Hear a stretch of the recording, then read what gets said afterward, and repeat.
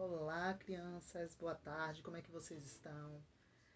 Bem, hoje nós vamos começar as nossas revisões e vamos começar agora a revisão da nossa aula de português, tá certo? Bem, o que é que nós vamos falar hoje um pouquinho aqui para vocês? Sobre o grau comparativo do adjetivo, certo? Ou melhor, vamos começar pelo grau do adjetivo, não é isso? Como nós aprendemos, né, lá no primeiro bimestre, que os adjetivos elas são palavras que descrevem um substantivo, que dão qualidade a ele, certo? É uma característica que pode ser, né, qualidade, aspecto, estado, certo? Então vamos lá. Relê esta frase da propaganda do macarrão da Turma da Mônica que diz: prático, gostoso e divertido. Nesse trecho, nós temos 3 adjetivos, não é isso? Então, todos eles que estão destacados aí no livro, na página 51, onde está o assunto, está falando de um adjetivo, é um adjetivo.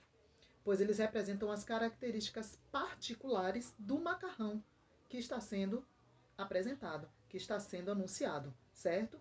Então, particular, o que quer dizer uma coisa particular? Uma coisa própria, individual daquela pessoa, ou daquela coisa, ou daquele, né, daquele produto. Então, vamos lá.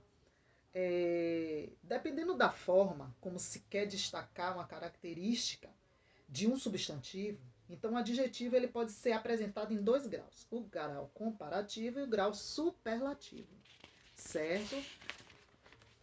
O grau comparativo do adjetivo, nós temos o que é o grau comparativo do adjetivo. Ele é usado quando se comparam 2 elementos entre si. Então, grau comparativo já está dizendo, é quando se compara com outro, certo? Tipo, nós temos igualdade, superioridade e inferioridade, certo? São esses 3. Então, o suco é tão gostoso quanto o refrigerante. Está se tratando de um grau de quê? De comparação, certo? Ou, desculpa, de igualdade. Por quê? Um suco é tão gostoso quanto. Então, é igual. A flor é tão bonita quanto essa flor rosa. A rosa é tão bonita quanto o cravo. Então, estou dizendo que elas têm um grau de igualdade. Não vejo diferença na beleza entre as duas, certo? E superioridade é quando eu digo o suco é mais gostoso que o refrigerante. Eu estou dizendo que ele é melhor do que o refrigerante. A cor azul é mais bonita do que rosa. Eu estou dizendo que é superior, certo? Quando eu falo que é mais, que é maior, que é melhor, tá bom? E inferioridade é quando eu digo que o suco é menos gostoso, o suco de uva é menos gostoso do que o suco de maracujá. Eu estou querendo dizer que eu gosto mais do suco. O suco de maracujá é mais gostoso. Então, quando eu diminuo, suco de uva é menos gostoso do que o de maracujá, é inferioridade. Eu estou diminuindo, certo? Então, até aí, eu acredito que vocês deu para entender um pouquinho. Aí nós vamos agora para as histórias em quadrinhos, né? Que nós também falamos um pouquinho na segunda-feira. Falamos sobre as histórias em quadrinhos, que são, né? Histórias em quadrinhos são textos que contam histórias por meio de imagem e texto escrito, certo? Quem aqui não conhece a história em quadrinho, né? Todos aqui eu creio que já viu uma história em quadrinho, e é lá que você aprende, ver como é que são feito os sons, né? Através dos quadrinhos. Tem todo um procedimento feito nas histórias em quadrinhos para que a gente possa entender, certo? Então, temos também as homônimas e parônimas que nós estudamos, né? Que tem a ver também com os quadrinhos, é uma sequência, né, de aprendizado, e que fala sobre os homônimos, né, que são palavras que podem apresentar algumas características, certo? Vamos lá. Nós temos aqui palavras que são iguais na escrita e na pronúncia, mas com significados diferentes.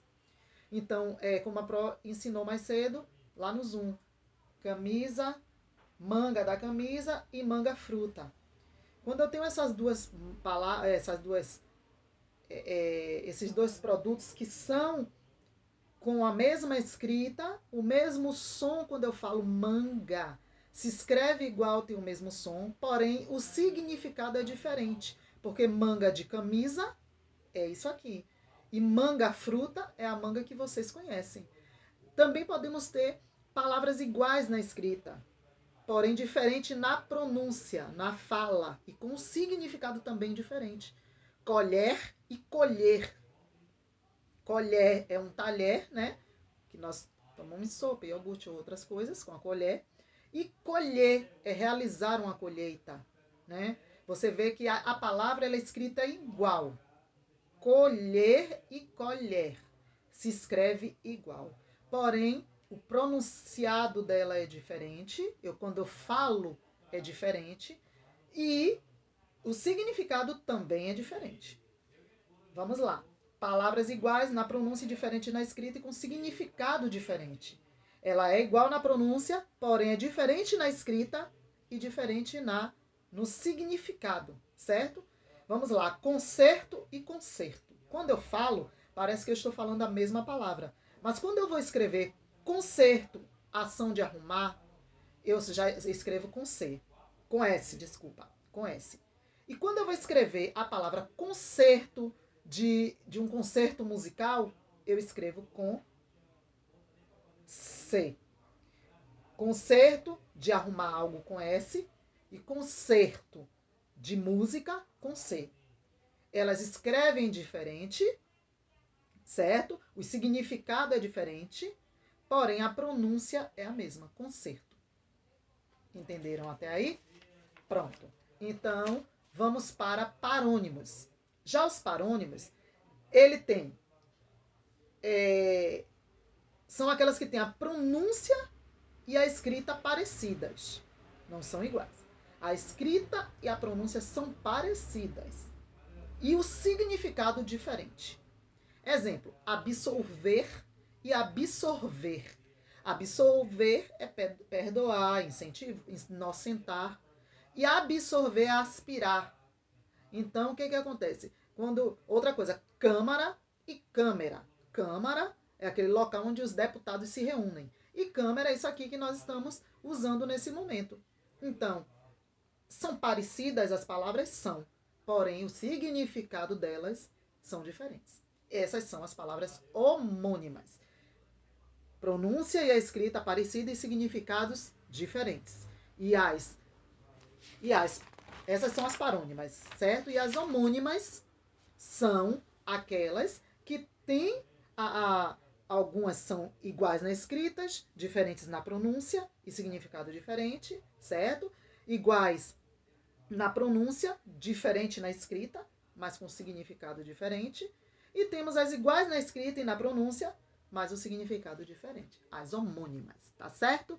Que são quando duas palavras com origens e significados diferentes apresentam o mesmo som, a mesma grafia, elas são chamadas de homônimas, tá bom? Até a próxima aula.